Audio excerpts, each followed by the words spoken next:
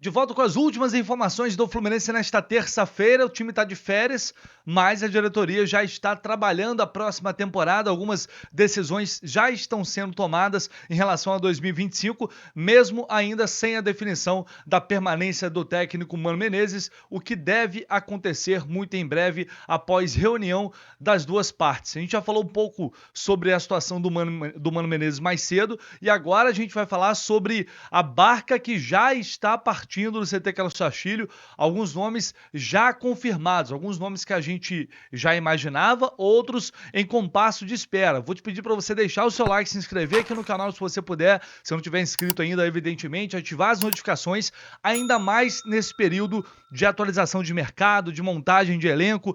Aqui no canal do Lessa você vai ficar muito bem informado, vai ser a sua principal fonte de atualização sobre o mercado do Fluminense, pensando já no time que teremos em 2025, um ano que pode ser muito especial devido ao Super Mundial e que a gente espera que seja muito mais vitorioso do que foi a temporada 2024, com muito menos sofrimento, evidentemente. Então, falando de barca, jogadores que já estão confirmados, não farão mais parte do elenco do Fluminense a partir de janeiro.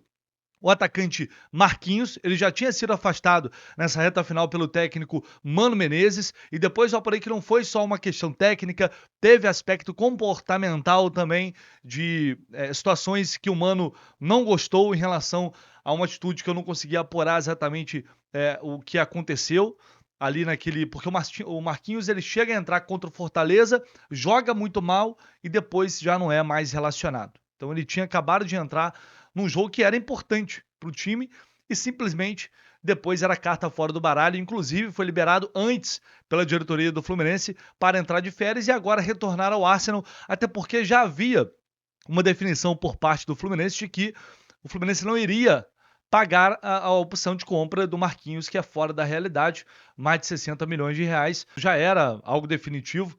Então, devido a essa situação, o Fluminense resolveu liberar o Marquinhos um pouco mais cedo. Aconteceu com o Gabriel Pires, mas a situação do Gabriel Pires é um pouco diferente porque o clube aguarda a chegada de propostas pelo jogador, não basta só devolver, diferente do Marquinhos que é um empréstimo. Né? O caso do Gabriel Pires é mais complicado, até porque não é um jogador barato e é necessário chegar a uma oferta para que aí sim o Fluminense possa ou ceder por empréstimo ou fazer uma rescisão amigável e liberar o Gabriel Pires. Isso ainda não aconteceu e o clube aguarda as movimentações do mercado nos próximos dias. Gianluca Mi, colombiano que chegou, 19 anos, chegou aqui para, em tese, fazer parte do elenco profissional, não conseguiu ter sequência, teve poucas oportunidades, com o Mano Menezes entrou em apenas 2 jogos, depois chegou a atuar pelo time sub-20, depois foi chegou a entrar em alguns jogos do time de aspirantes também, mas é fato que não se firmou, ele que veio do Boca Juniors de Cali, e já era meio que certo também internamente que Gianluca Mi não permaneceria no Fluminense e que o clube também não exerceria a opção de compra estipulada em contrato. Então, Gianluca Mi é outro que vai fazer parte dessa barca. O goleiro Felipe Alves, outro atleta muito criticado ao longo desta temporada, uma contratação que chegou ao Fluminense devido ao aval do técnico Fernando Diniz, que levou ele para vários clubes.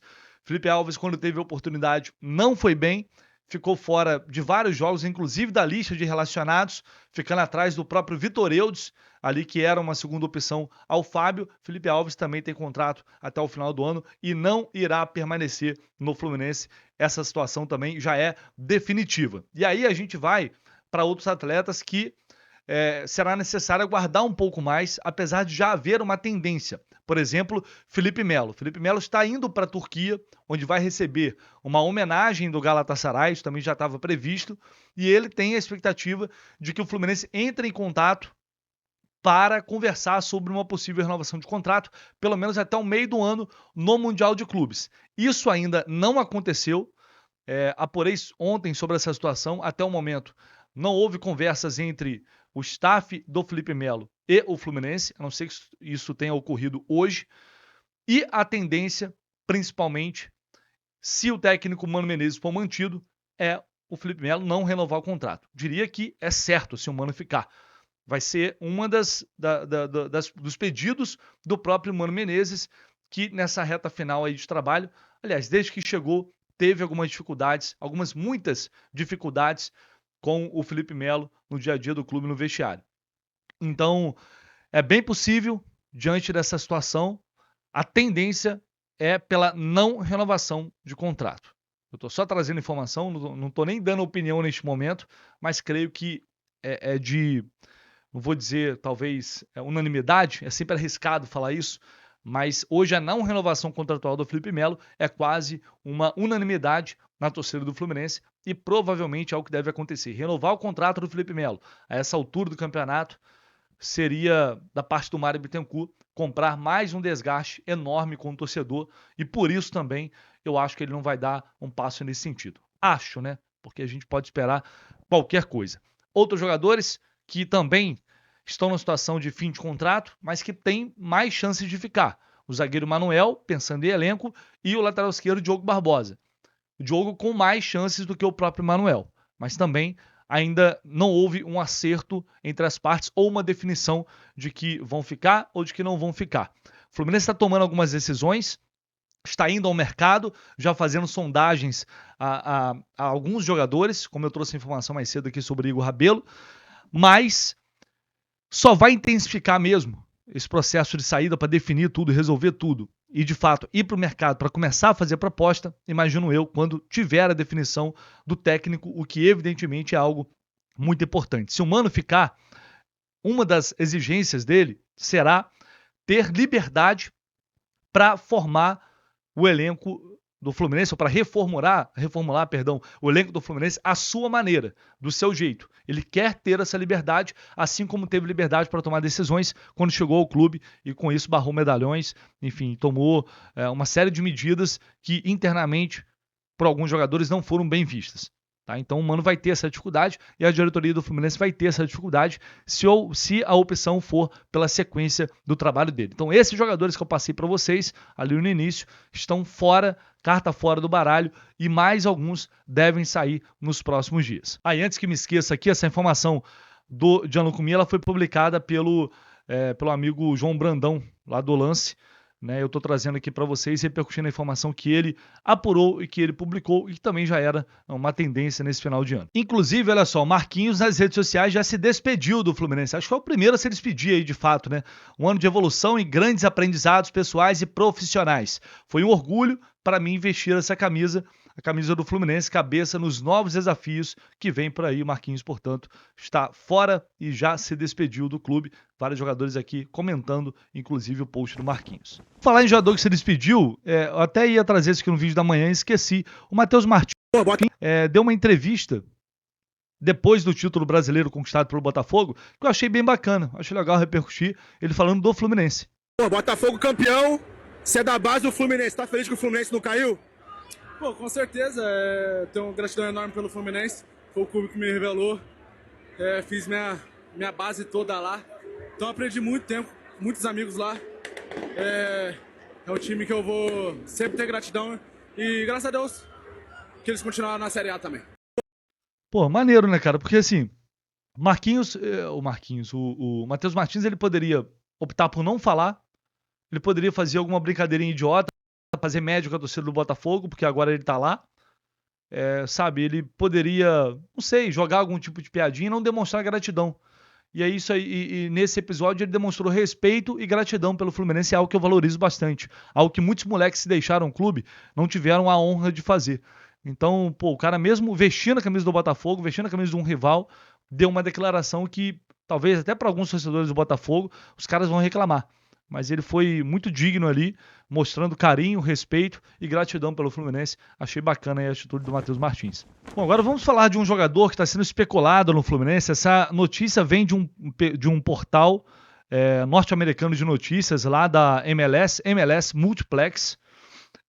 Matéria assinada pelo Arthur Fernandes, que fala do Arthur, que é um jogador que hoje pertence ao Houston Dynamo, e participou da última temporada da MLS com 34 jogos. É um volante, é um primeiro volante, jogador de 28 anos, foi revelado pelo São Paulo. E eles trazem aqui, nesse trecho, eles falam que ele chegaria para substituir, possivelmente, o Martinelli, que pode ir para a MLS. Não necessariamente seria uma troca, mas que ele chegaria para defender o Fluminense, ocupando aí a vaga que seria do Martinelli. O Arthur está aqui.